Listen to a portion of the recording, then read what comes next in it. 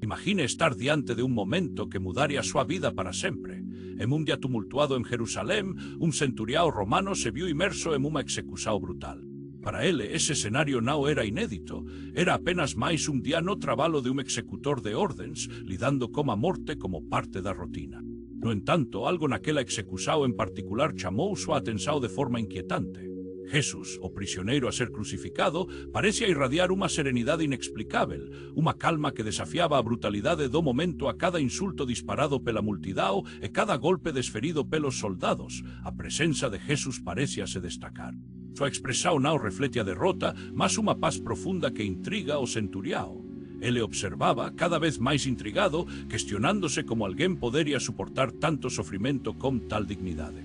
A calma de Jesús non era apenas unha reasao, era unha forza espiritual que transcendeu toda lógica e experiencia do centuriao. Conforme a execução proseguia, o centuriao asistia en silencio, comezando a sentir unha inquietude en seu corazón.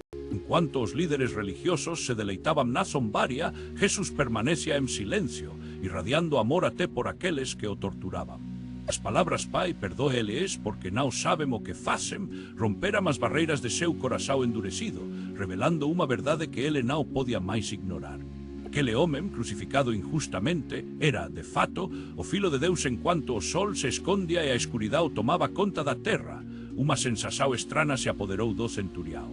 Ele non entendía o que estaba acontecendo, mas sentía que estaba testemunando algo cósmico e divino. O que comezou como unha simples execução agora se desenvolvia en unha revelación de fe. As sombras que cobrían a terra parecían refletir a dor e o sofrimento do mundo. E acima diso, a dor do Filo de Deus o centuriao percebeu que o verdadeiro poder non estaba nas ordens que ele costumaba dar, mas na capacidade de amar, perdoar e sacrificarse pelos outros. A morte de Jesús, longe de ser unha derrota, era sono de unha nova vida, unha nova esperanza. O home que mantina a espada e o símbolo de autoridade agora se vía confrontado por unha forza que desafiaba tudo o que aprendera sobre poder e controle. A terra tremeu ao pasar dese momento, e rochas se fenderan, refletindo a magnitude do sacrificio que estaba ocorrendo. O centuriao, antes un executor frío, sentía o peso de unha transformación profunda, desafiando súas crenzas da maneira máis sincera. Naquele instante crítico, as palabras de Jesús sobre entrega comezaran a se unir con súa comprensión de vida e morte.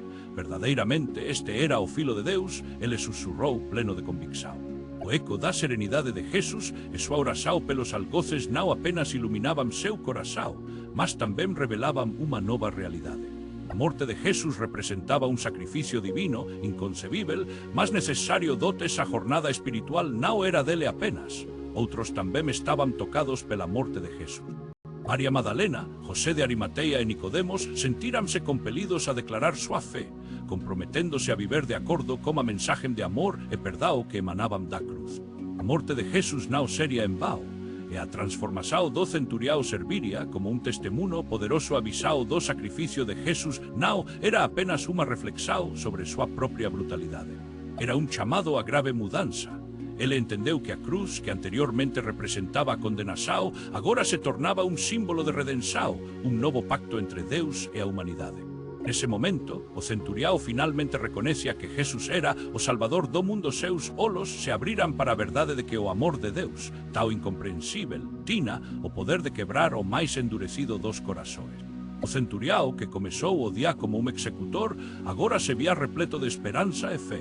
Esa experiencia divina non sería unha lembranza pasajeira. Era o inicio de unha nova vida chea de propósito e entrega. Pai, en tuas maus entrego o meu espírito, Jesús clamou, un grito que ecoaba de esperanza, non de derrota. O centuriao, agora transformado, non só testemunou a morte de un home, mas a vida de un Deus amando a todos, oferecendo perdão e redenção. En cuanto a escuridão se disipaba, unha nova luz acesa no corazón do centuriao, iluminando todo o seu ser. A transformación dele non foi apenas un evento isolado. Representou a semente da fe que iría florir en moitos outros. Aquela palabra de amor e perdão atravesaria os séculos, inspirando outros a buscar a transformación en Jesús. Non importa onde vos esteja en súa jornada, esa é acentuada a mensaje que resoa. Non estamos socinos, e a graça pode tocar até os corazoes máis endurecidos. Asim, como o centuriao un día mudou súa percepción de poder e sacrificio, voce tamén pode vivenciar esa jornada de fe.